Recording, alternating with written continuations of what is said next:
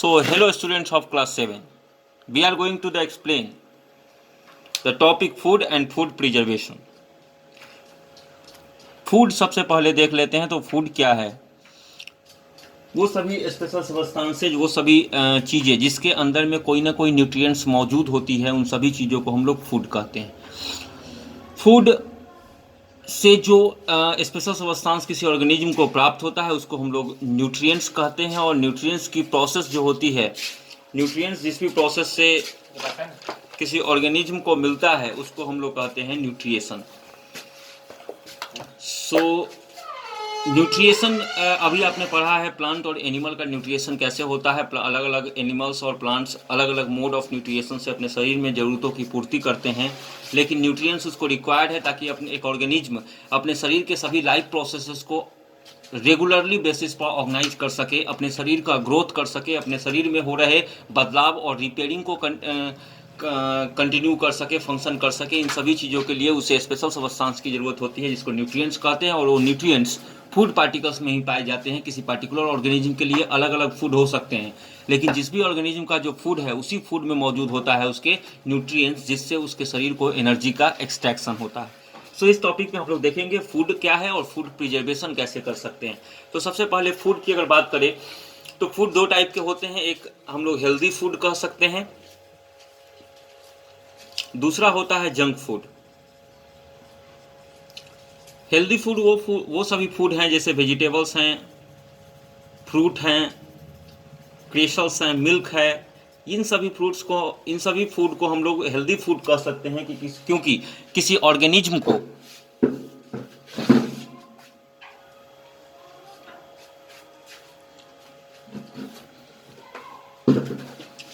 Organism को जितनी type की न्यूट्रिशन अगर चाहिए और वो ऐसा ही फूड ले रहा है जिससे उसके शरीर में किसी न किसी न्यूट्रिएंट्स की पूर्ति अगर हो रही है तो वैसे फूड को हम लोग हेल्दी फूड कहते हैं। वैसे फूड जो आपको खाने में तो बहुत टेस्टी लग रहा है, लेकिन उसको खाने के बाद किसी भी प्रकार की आपको टेस्ट का न्यूट्रिएंट्स की पूर्ति अगर नहीं हो रही है आपके बॉडी में, तो उसको हम लोग जंक फूड कहते हैं। वो आपके शरीर में अगर कोई न्यूट्रिएंट्स नहीं दे रहा है तो ऐसे भोजन करने का मतलब नहीं है। जो बच्चे साइंस पढ़ रहे हैं वो समझ रहे हैं कि आप भोजन क्यों कर रहे हैं, क्योंकि आपके शरीर को न्यूट्रिएंट्स मिल रहा है और न्यूट्रिएंट्स आपके शरीर के लिए रिक्वायर्ड है। जंक फूड से आपको कोई न्यूट्रिएंट्स नहीं मिल रहा है, बशर्ते इसे आपको ऑयल, साल्ट और मसाले इंग्रेडिएंट्स के तौर पर आपका जो स्पाइसेस हैं ये सारी आपके शरीर में ऐड होते जा रहे हैं, जिसका एक हार्मफुल इम्पैक्ट आपके बॉडी पर पड़ेगा। आज नहीं तो कल उसका एक हार्मफुल इम्पैक्ट आपके बॉडी पर पड़ सकता है।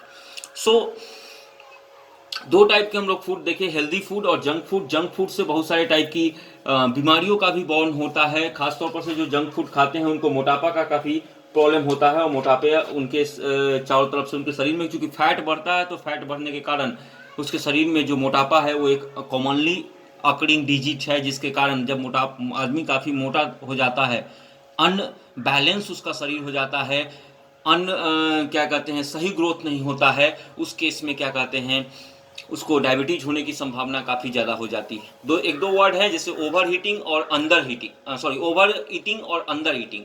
ओवर ईटिंग का मतलब हो गया कि जितना ज़्यादा ज़रूरत है आपके बॉडी को खाने की, जितनी क्षमता है उससे ज़्यादा खा लिए आप। और अंडर ईटिंग का मतलब है कि जितना आपके शरीर को जरूरत था न्यूट्रिएंट्स का उतना भी आप पूर्ति नहीं कर रहे हैं। जैसे अपने क्लास में है एक क्या कहते हैं लड़की क्लास 8 में पढ़ती है, उसके पेरेंट्स का हमेशा कंप्लेन होता है कि सर एक रोटी खा के अपने स्कूल डीएवी चली जाती है, तो वो है कि वो अंडर ईटिंग हो गया है ना।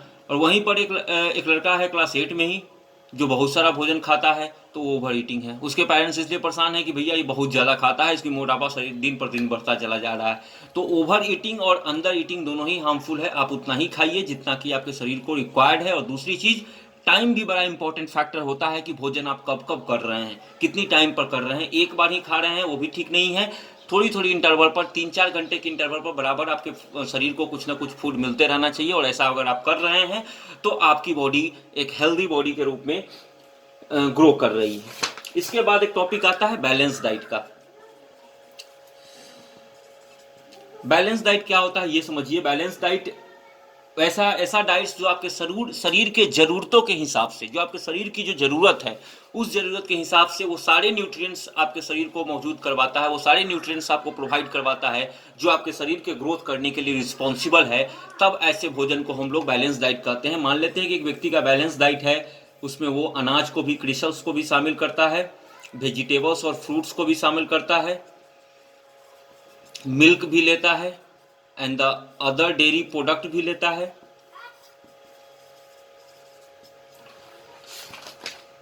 और साथ ही वो नॉनवेज यानी मीट, एग, फिश, इन सब चीज़ों का भी सेवन करता है। अगर इन सारी चीज़ों का वो सेवन कर रहा है और प्रॉपरली एक इंटरवल पर और निश्चित अमाउंट में, तो उसका जो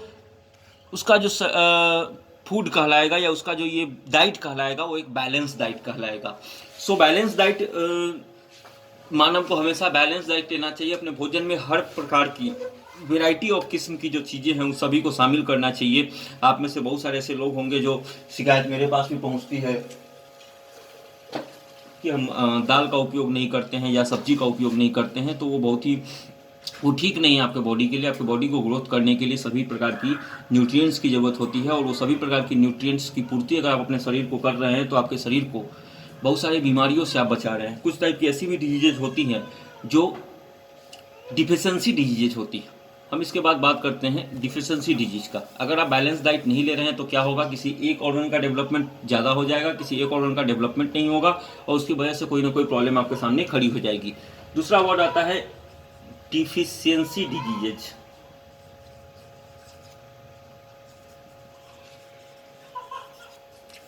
डिफिशियंसी डिजीज क्या होता है कि बहुत सारे न्यूट्रिएंट्स की कमी की वजह से, कुछ ना कुछ प्रॉब्लम्स तो आ गए हैं सर, तो हम